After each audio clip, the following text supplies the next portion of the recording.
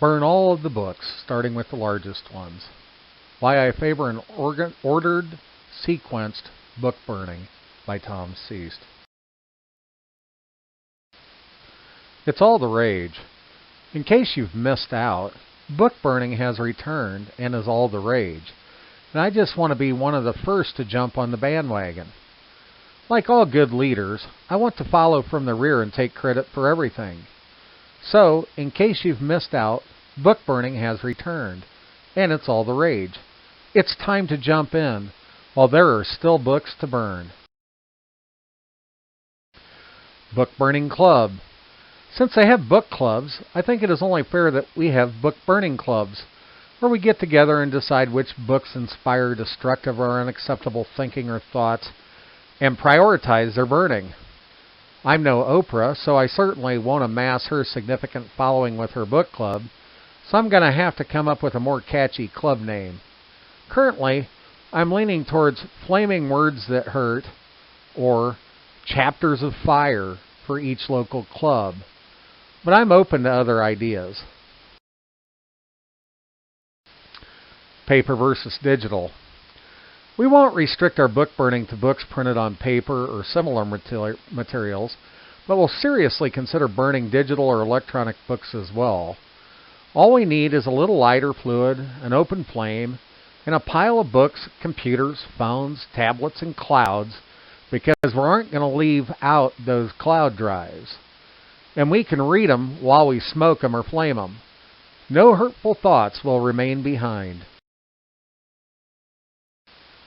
Librarians. Now, we can't assume that all librarians will go along with our burning vision for the future, but that's okay, because we can just tell them they are protesting too loudly anyway.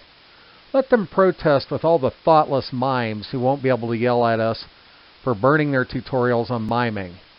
Silence is golden unless it's crackling fire consuming the tutorial on how to be a mime. Bad thoughts. Usually, the book burning begins for the safety of the masses by eliminating the controversial writings that could potentially cause harm if the reader thinks in similar ways or even thinks at all. So like all good movements, we need to remove the bad stuff first. The long book. I've enjoyed many 20 or 30-hour books and found most of them to be harmless, but they still may slip something harmful in there somewhere. So I propose that we'd start our burning ways with really long books, because that is where the real harm can hide. The longer the book, the more potential harm, and the more potential lives we can save in our burning. So we'll start with the really long, thick books that no one reads. For their digital versions, we'll simply have to rely on word counts. It's really easy. It may sound difficult, but it isn't really. The process is rather easy. If our objective is to burn large, lengthy books that cause harm and are likely to never be read in their entirety anyway, I suggest we just go to the local government libraries and burn all the law books. Most are in mint condition, have never been read, and contain nothing but harmful language that prohibits the freedom of thoughts.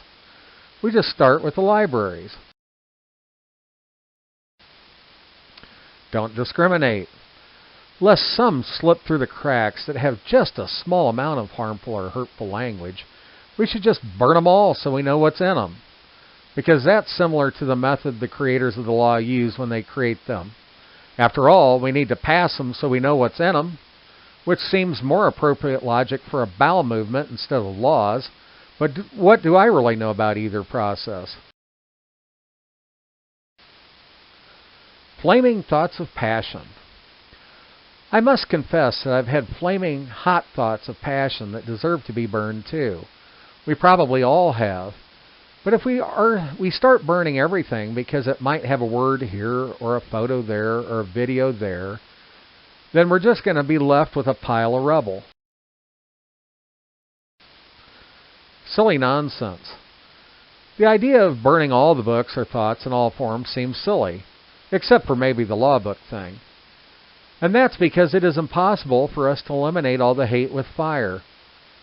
We've learned that from all of our previous wars designed to eliminate the hate. But maybe we haven't.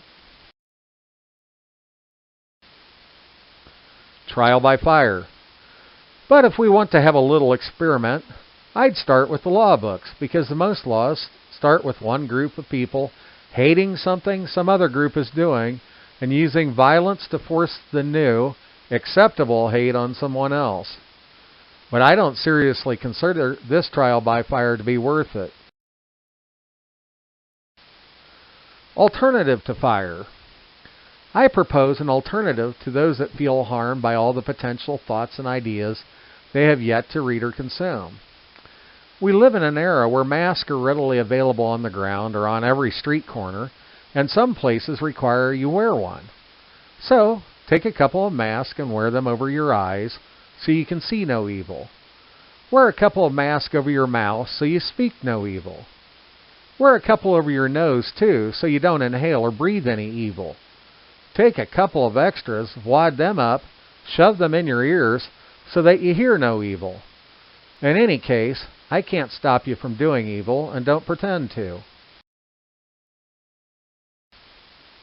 Me. I've never been a fan of blocking, burning, or banning thought or expression, but I understand that this type of article might be offensive to some, who might want to burn it. If so, just block me on social media and pretend I don't exist, or burn me a nice steak. Otherwise, for more cheerful ideas and innovative thoughts, feel free to follow my ramblings at the links listed below.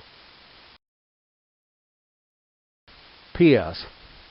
As an afterthought, I don't advocate doing harm to anything or anyone, so please leave the books alone, in case you didn't understand my message.